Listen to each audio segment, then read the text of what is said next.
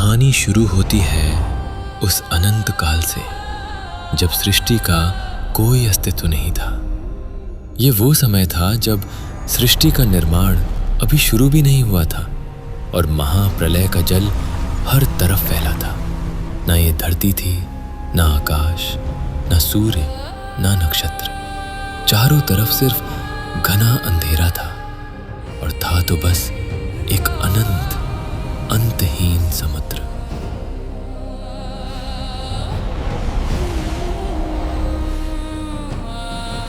इसी महानदी रूपी ब्रह्मांडी जल में शेषनाग की शैया पर श्री जगत पालनहार नारायण अर्थात भगवान विष्णु घोर योग निद्रा में लीन थे।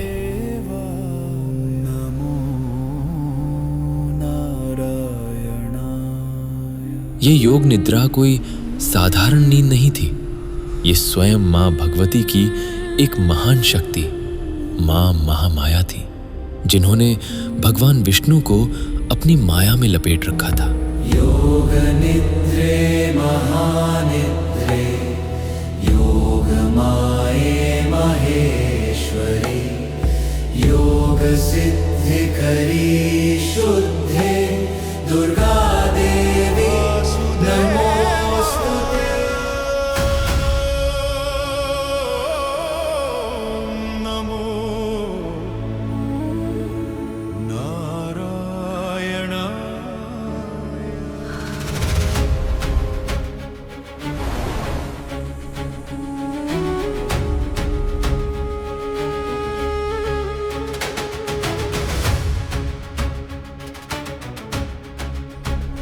शान्ताकारं भुजगशयनं पद्मनाभं सुरेशं विश्वधारं गगनसदृशं मेघवर्णं शुभां नारायण। योगनिद्रे महानिद्रे हरिनारायण अनंत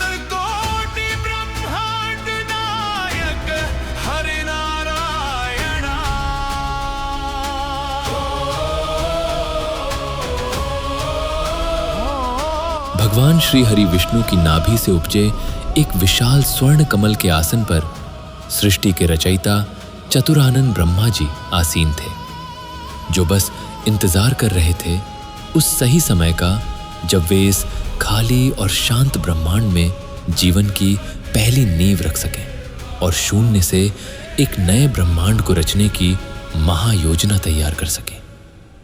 जहां एक ओर ब्रह्मदेव नए ब्रह्मांड को रचने की तैयारी कर रहे थे, वहीं दूसरी ओर उस महासागर के सन्नाटे में एक बहुत बड़ा अनर्थ आकार ले रहा था। श्री हरि विष्णु गहन योग निद्रा में लीन थे और उसी अवस्था में उनके कानों में जमे कर्णमैल ने एक भयानक और अंधकारमय रूप लेना शुरू किया। वो मात्र कोई मैल नहीं था, बल्कि सृष्टि के निर्माण से पहले की वो अशुद्धि थी, वो अंधकार था जिसका भगवान नारायण के भीतर से निकलना अत्यंत आवश्यक था, क्योंकि एक पवित्र और नई सृष्टि की रचना से पूर्व इस ब्रह्मांडीय विकार का बाहर आना नियति में तय था और नारायण के शरीर से निकली उसी अशुद्धि से जन्म हुआ दो महाविनाशकारी शक्तियों का। ये घटनाक्रम कोई साधारण घटना नहीं थी। यह इस ब्रह्मांड में पाप और अज्ञान के पहले दो असुरों का प्राकट्य था। प्रलय के उस शांत जल में अचानक भूचाल ला देने वाले इन दो दानवों का नाम था मधु और कैटभ। इनका जन्म किसी माता के गर्भ से नहीं, बल्कि भगवान विष्णु के शरीर से निकली उसी अशुद्धि ने ब्रह्मांडीय ऊर्जा के दो सबसे खतरनाक गुणों का रूप ले लिया था। विशुद्ध तमोगुण से जन्मा मधु, यानी जो साक्षात अंधकार, अज्ञान और विनाश का जीता जागता रूप था। वहीं कैटभ की उत्पत्ति रजोगुण से हुई थी, जिसकी रगों में कभी न शांत होने वाली आक्रामकता और पूरे ब्रह्मांड को अपनी मुट्ठी में करने का प्रचंड अहंकार दौड़ रहा था। इन दोनों का उस क्षण में प्रकट होने का एकमात्र उद्देश्य था सृष्टि के निर्माण को रोकना और विनाश का तांडव रचना। देवी भागवत पुराण बताता है कि जन्मने के बाद इन दोनों भाइयों ने समुद्र में हजारों साल तक घोर तपस्या की। उन्होंने आकाशवाणी सुनकर मां भगवती के वाग्भव बीज मंत्र ऐ का जाप किया।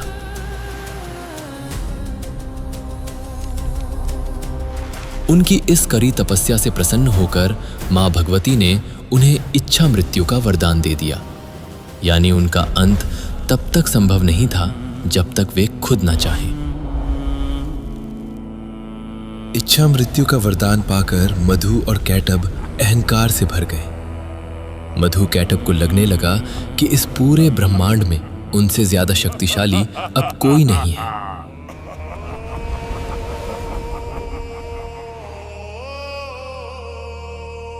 वहीं प्रलय के उस जल में घूमते हुए अचानक उनकी नजर पड़ी एक दिव्य कमल पुष्प पर विराजमान, हाथों में चारों वेद धारण किए ब्रह्मदेव पर। वेद जो सिर्फ पुस्तकें नहीं थी, बल्कि वे सृष्टि को रचने का वो परम ज्ञान थी, वो सर्वोच्च बुद्धिमत्ता थी जिसके बिना ब्रह्मांड का निर्माण असंभव था। दोनों ने सोचा कि अगर इस नई सृष्टि पर अपना साम्राज्य स्थापित करना है तो पहले इस सृष्टि रचयिता को खत्म करना होगा और सृष्टि के सारे ज्ञान अर्थात वेदों पर अपना आधिपत्य स्थापित करना होगा। अपने असीम बल के अहंकार में अंधे होकर दोनों ने बिना कुछ सोचे ब्रह्मदेव पर भयानक हमला कर दिया और उनसे वेद छीन लिए।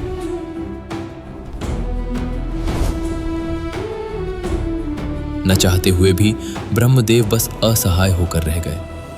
अब सबसे बड़ा संकट ये नहीं था कि सृष्टि का निर्माण कैसे होगा या वेद चोरी हो गए हैं। सबसे बड़ी विडंबना तो ये थी कि वेदों का वो परम ज्ञान अगर इन असुरों के हाथ लग गया तो यकीनन वे जन्म लेने से पहले ही सृष्टि को अंत की कगार पर ला देंगे। वहीं मधु और कैटब इतने शक्तिशाली और विशालकाय थे कि ब्रह्मदेव समझ गए कि वे केवल अपने बल पर इनका सामना नहीं कर सकते। तत्क्षण जब उनकी दृष्टि श्री हरि पर पड़ी, किंतु नारायण तो मां योग निद्रा के अधीन घोर निद्रा में लीन थे। तब मार्कंडेय पुराण की दुर्गा सप्तशती के प्रथम अध्याय के अनुसार ब्रह्मादेव ने देवी की सबसे शक्तिशाली स्तुति की, जिसे ब्रह्मा स्तुति या रात्रि सूक्त कहा जाता है। त्वम निद्रा असुर नाशिनी, हे देवी, आप ही इस जगत की पालन करता है। आप ही निद्रा है, आप ही भूख है। कृपया करके नारायण के नेत्रों, कानों और मस्तिष्क से बाहर आइए ताकि वे जागृत हो सकें और इन दुष्ट असुरों का नाश कर सकें।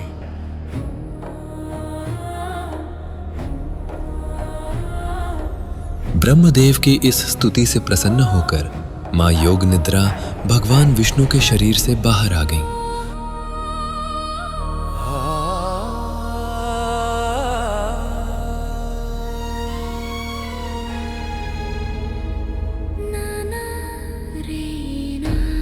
और जब ब्रह्मदेव ने उन्हें पूरा वृत्तांत सुनाया और बताया कि किस प्रकार वे असुर वेदों को चुरा ले गए हैं, तो तत्क्षण ही पालनहार नारायण का क्रोध जाग उठा।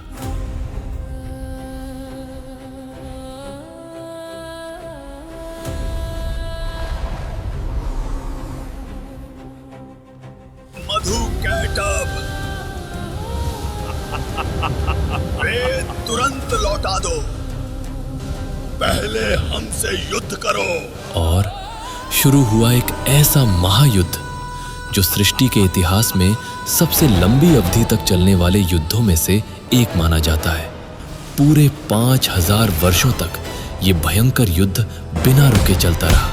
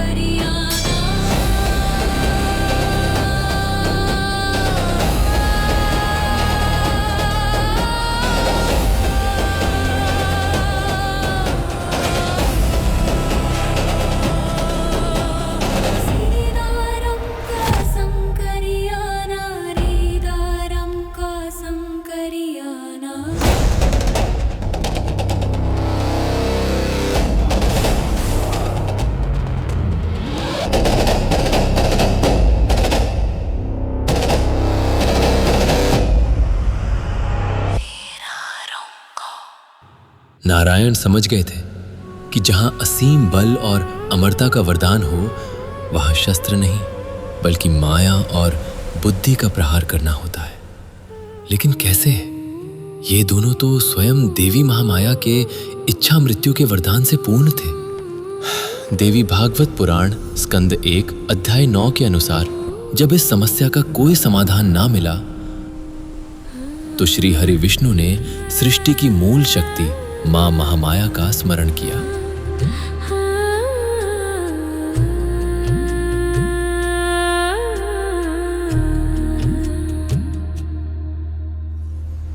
कात्यायनी महामाये खड्गबाण धनुर्धरे खड्गधारिणी चण्डी श्री दुर्गा देवी नमोस्तुते।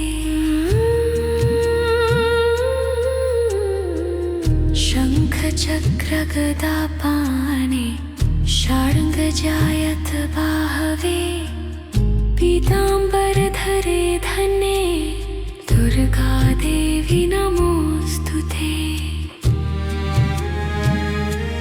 नारायण के आवाहन पर मां आदिशक्ति स्वयं प्रकट हुई।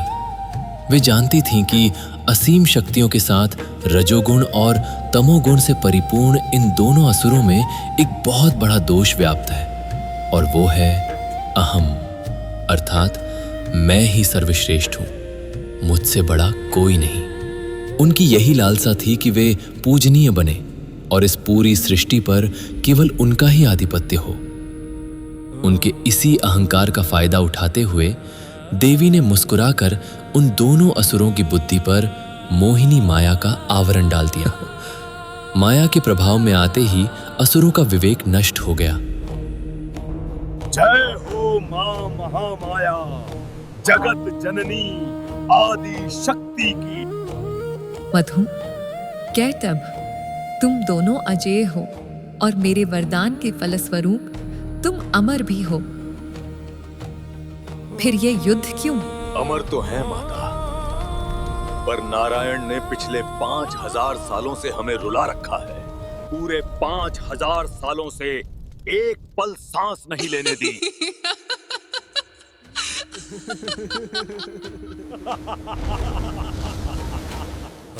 हे देवी, हमें केवल बल नहीं चाहिए। हम अब केवल शक्तिशाली और अमर ही नहीं हैं, बल्कि चारों वेदों के स्वामी भी हैं। हम स्वयं एक नई सृष्टि की रचना कर सकते हैं। हमारा स्थान ब्रह्मा और नारायण से भी उच्च है। यकीनन नारायण ने पूर्ण साहस के साथ इतने लंबे समय तक हमसे युद्ध किया है, जिससे हम प्रसन्न हैं। निसंदेह नारायण प्रशंसा के पात्र हैं, किंतु हमसे श्रेष्ठ नहीं। निसंदेह मधु और कैटब, तुम्हारे शब्दों में कोई संदेह नहीं। तुम्हारा स्थान अत्यंत उच्च है, परंतु उच्च स्थान रखने वाला सदैव अपने से छोटों को आशीर्वाद और वरदान देता है। तो क्या तुम दोनों को नहीं लगता कि नारायण तुमसे छोटे हैं, इसलिए तुम्हें उन्हें कोई वरदान देना चाहिए?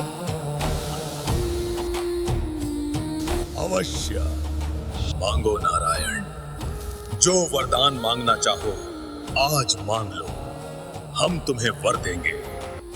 जो मैं मांगूंगा वो तुम दोनों मुझे दे न सकोगे।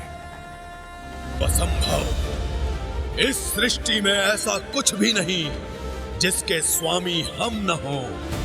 मांगो नारायण, हम वचन देते हैं, जो तुम मांगोगे वो तुम्हें प्राप्त होगा। अवश्य। आप दोनों अद्वितीय वीर हैं और मुझसे कहीं अधिक शक्तिशाली हैं।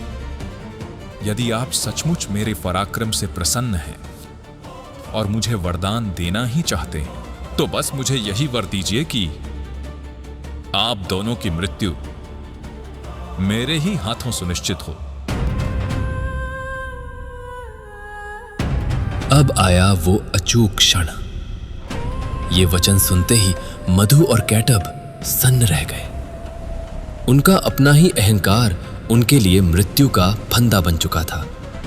इच्छा मृत्यु का जो वरदान उनकी सबसे बड़ी ताकत था, वही अब छिन चुका था, क्योंकि अनजाने में ही सही दोनों ने नारायण के हाथों मरने की इच्छा व्यक्त कर दी थी। लेकिन असुर थे और बुद्धि और कुटिलता भी शकुनी की तरह कूट कूट कर भरी पड़ी थी। इसलिए उसी कुटिल बुद्धि ने अंतिम समय में भी एक और चालाकी ढूंढ निकाली। दोनों जानते थे कि चारों ओर अनंत योजन तक सिर्फ प्रलय का अथाह जल ही व्याप्त है। कहीं सुई की नोक के बराबर भी सूखी जमीन नहीं है। ठीक है नारायण, हम अपने वचन का अवश्य पालन करेंगे। तुमने वरदान मांगा है तो हम देंगे, परंतु तुम हमारा वध कर सकोगे बशर्ते केवल उसी स्थान पर जहां जल की एक बूंद भी शेष न हो। दोनों जानते थे कि जिनकी सहायता से सृष्टि का निर्माण होना है, वे वेद तो हमारे पास है और हम वे वेद इतनी आसानी से कभी लौटाएंगे नहीं। तो जब वेद ही सृष्टिकर्ता के हाथों में नहीं होंगे तो सृष्टि की रचना होगी ही नहीं, और सृष्टि की रचना नहीं होने का तात्पर्य यह है कि धरा का निर्माण कभी होगा ही नहीं। दोनों को लगा कि इस असीमित जल प्रलय में ऐसी कोई सूखी जगह मिलना असंभव है और वे फिर से मृत्यु को चकमा दे सकने में सक्षम रहेंगे। किंतु मूर्ख अनभिज्ञ थे, भूल गए थे कि उनके समक्ष स्वयं सृष्टि के पालनहार श्री हरि नारायण उपस्थित हैं और साथ में हैं काल से भी परे स्वयं मां आदि शक्ति, जिनकी इच्छा से ही उनका अस्तित्व है, जिनके विधि का विधान कोई तोड़ सके इतना सामर्थ्य किसी असुर में तो क्या, किसी देव में भी नहीं। खैर, कथा पर आते हैं। भगवान विष्णु ने क्षण भर में अपना आकार अनंत गुना बड़ा कर लिया।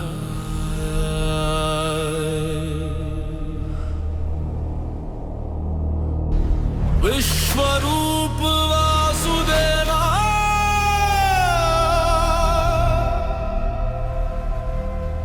ओम नमो भगवते वासुदेवा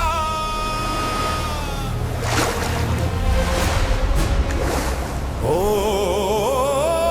नमो नारायणाय।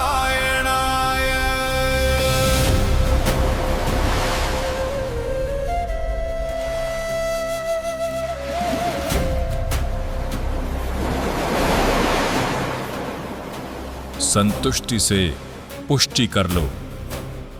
मधु कैट अब मेरी इन जांघों पर जल का कोई अंश नहीं है। आओ, अपने दिए हुए वरदान का मान रखो, अपने शीश मेरी इन जांघों पर रखो। अपने ही बुने हुए जाल और वरदान के आगे विवश होकर दोनों महाबली असुरों को अपने सिर भगवान नारायण की सूखी जांघों पर रखने पड़े और उसी क्षण ब्रह्मांड को चीरती हुई एक भयंकर ध्वनि गूंजी। भगवान विष्णु के हाथों से अत्यंत तेजोमय और विनाशकारी सुदर्शन चक्र प्रकट हुआ और एक ही झटके में उन दोनों अजय असुरों के सिर धड़ से अलग हो गए। उनका विशालकाय शरीर उसी महासागर में गिर पड़ा। विष्णु पुराण अध्याय 1 श्लोक 7 के अनुसार मधु और कैटभ के उन पर्वत के समान शरीरों से इतनी अधिक मात्रा में चर्बी निकली, जिसे संस्कृत में मेदा भी कहा जाता है, कि उसी मेदा के जमने से इस नई धरा का निर्माण हुआ। इसी कारण मेदा से बनी हमारी इस पृथ्वी को एक पवित्र नाम दिया गया, मेदिनी। और इस तरह अहम और अहंकार ने दो ऐसे शक्तिशाली असुरों का अंत कर दिया जिन्हें मृत्यु तक का भय नहीं था। तत्पश्चात वेदों को पुनः ब्रह्मदेव के पास सुरक्षित सौंप दिया गया और विधि का विधान देखिए। इसके बाद फिर कभी किसी असुर ने वेदों को चुराने का दुस्साहस तक नहीं किया। खैर दोस्तों, मधु और कैटअप के अंत की यह कथा यहीं समाप्त होती है। लेकिन भले ही यह कथा यहां समाप्त हो गई हो, अभी तो ऐसे न जाने कितने असुरों के अंत की अनजानी और रहस्यमयी कथाएं शेष हैं, जिन्हें हम आपके लिए अवश्य और जल्द ही लेकर आएंगे। तब तक अगर आपको मां आदिशक्ति और नारायण की ये अद्भुत कथा पसंद आई हो तो कमेंट में ओम नमो नारायणाय अवश्य लिखें। और सनातन धर्म के ऐसे ही गहरे रहस्यों को जानने के लिए आपके अपने चैनल लॉस्ट एकोस को सब्सक्राइब करना ना भूलें। तो चलिए अब एक साथ जोर से बोलिए, जय माता दी। ओम नमो भगवते वासुदेवाय नमः। हर हर महादेव।